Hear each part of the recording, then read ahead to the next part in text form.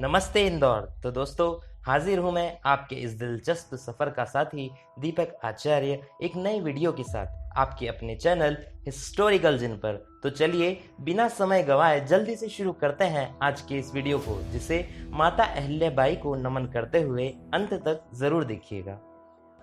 तो दोस्तों, आज हम बात करेंगे इंदौर की राजमाता अहिल्याबाई होलकर की, जिन्होंने प्रजा की सेवा के लिए अपना तन मन धन सभी समर्पित कर दिया। तो दोस्तों, इस ऐतिहासिक गाथा की शुरुआत हुई थी सन 1733 में, जब मल्हारराव होलकर नामक एक राजा एक दिन भारतवर्ष के दौरे से लौट रहे थे। थकावट महसूस होने पर उन्होंने चौंडी नामक गांव के एक मंदिर में आराम करने का सोचा। उस मंदिर में मल्हारराव होलकर की नज़र एक सुंदर सुशील कन्या पर पड़ी। कन्या ने भगवान की पूजा करते हुए बिना कुछ किए होलकर का दिल जीत लिया। कन्या अच्छे घर की लग रही थी और राजा उसकी भक्ति भाव से इतने प्रभावित हुए और प्रसन्न हुए कि उन्होंने मन में फैसला कर लिया कि ये कन्या जो कोई भी हो मेरी पुत्र वधू बनेगी। मेरे बिगड़े हुए बेटे को यही ठीक कर सकती है। आखिर ये कन्या थी कौन? इस 8 वर्ष की बालिका का नाम असल में अहल्या था और ये माणकजी शिंदे नामक व्यक्ति की बेटी थी। एक दिन की भी देरी न करते हुए होलकर ने अहल्या के पिता से उसका हाथ मांगा और 14 मई सन 1733 को धूमधाम से अहल्या और खांडेराव की शादी तय हो गई। शादी के बाद अहल्या को एहसास हुआ कि खांडेराव एक बहुत अच्छे पति नहीं थे। पति तो अहल्या को खास नहीं मिले, लेकिन उनकी सास गौतमाबाई और ससुर उनकी सदा मदद करते एवं तारीफ किया करते थे। यहाँ तक कि मल्हारराव ने अहल्या के जंग की तकनीकें और राज्य चलाने की शिक्षा देना भी उसे आरंभ कर दिया था। अहल्या ने उनकी इच्छा अनुसार तैयारियां चालू कर दी थी और अपने पति को प्रेम पूर्वक एक अच्छी पत्नी का कर्तव्य भी निभाया करती थी। अहल्या के इस प्रेम भरे स्वभाव का नतीजा यह निकला कि खांडेराव सुधरने लगे और राज्य के काम में दिलचस्पी लेने लगे। जल्द ही उनके जीवन में एक नया शख्स आया। अहिल्याबाई ने मालीराव नाम के बालक को जन्म दिया। परिवार फला फूला और अहल्या ने 3 वर्ष बाद एक कन्या मुक्ताबाई को जन्म दिया। अहल्या ने सिर्फ घर संभालने का काम ही नहीं किया। जब मल्हारराव दौरे पर रहते थे तब अहल्या ने एक मंजे हुए खिलाड़ी की तरह राज्य को संभाला। वो छोटी से छोटी तकलीफों को आराम से सुनती और फिर निर्णय देती थी। लोगों की परेशानियों को अहल्या कभी नज़रअंदाज नहीं करती थी, बल्कि जब न्याय देने की बात आती थी तो वह अपने बेटे तक को नहीं छोड़ती थी। वह कंधे से कंधा मिलाकर मल्हारराव और खांडेराव के साथ दौरे पर भी जाती थी। ऐसे ही एक बार जब वो अपने पति और ससुर के साथ कुंभेरी किले गई तो एक बहुत दर्दनाक हादसा हुआ। खांडेराव पर किसी ने गोली चला दी और उन्होंने दम तोड़ दिया। मल्हारराव दुख से चूर चूर हो गए और अहल्या तो मानो पति के मरने से बहुत दुखी हो गई।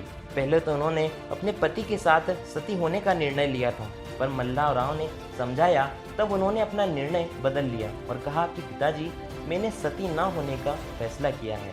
मैं दूसरों की सेवा के लिए जीवित रहूंगी। मल्हारराव अहल्या पर बहुत भरोसा करते थे और मानो उन पर जज्बाती तौर पर बहुत निर्भर रहने लगे थे। अहल्या को इस बात का एहसास हुआ और सन 1766 में मल्हारराव राघोबा महजी शिंदे के साथ जंग पर निकल गए।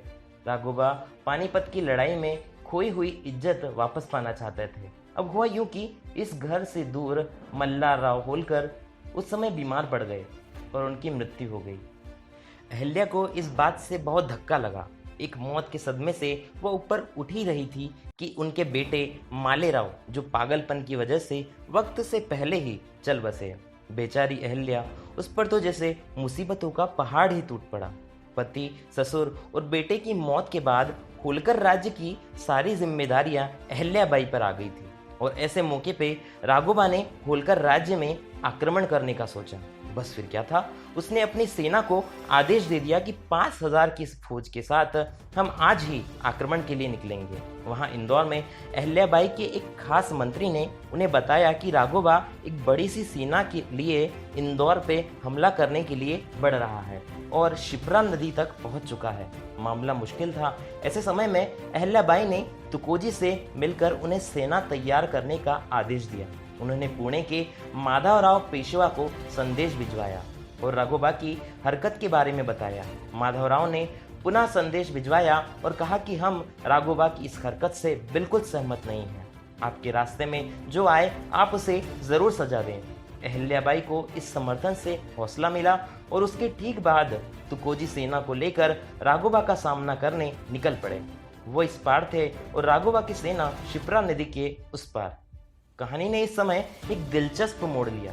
अहिल्याबाई ने अपने एक सेवक के हाथों राघोबा के लिए एक संदेश भेजा। संदेश में अहिल्याबाई ने यह लिखा था कि अगर वो राघोबा से हार गई तो कोई ध्यान नहीं देगा, पर अगर राघोबा एक औरत से हार गए तो उनकी थू तो होगी। ये संदेश पढ़ के कायर राघोबा ने अपना इरादा बदल दिया, अपनी जुआ फेर ली और वापस संदेश भेज दिया कि किसने कहा हम अहिल्या से लड़ने आए हैं, हम तो उनके बेटे की मौत पर अफसोस जताने आए हैं। और कुछ इस तरह अहिल्या ने अपनी समझदारी से यह जंग टाल दी।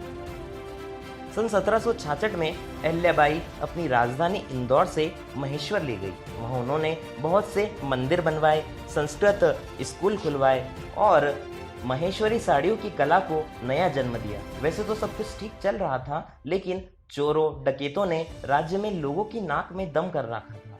इस उलझन को सुलझाने के लिए अहिल्याबाई ने एक अनोखी तरकीब निकाली।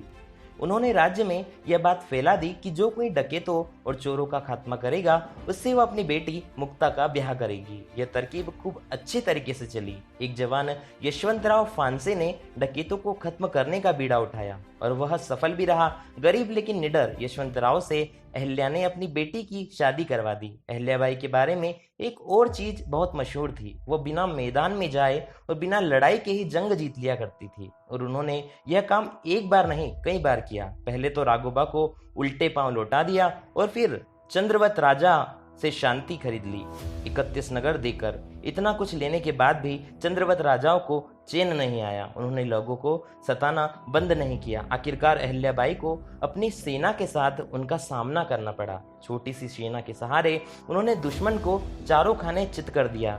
बाजे गाजे के साथ होलकर सेना और उनके साथ अहिल्याबाई अपनी राजधानी वापस लौटे। अहिल्याबाई ने लंबी जिंदगी जी और आज भी लोग उन्हें उनके दिमाग, धैर्य और दिलेरता के लिए याद करते हैं।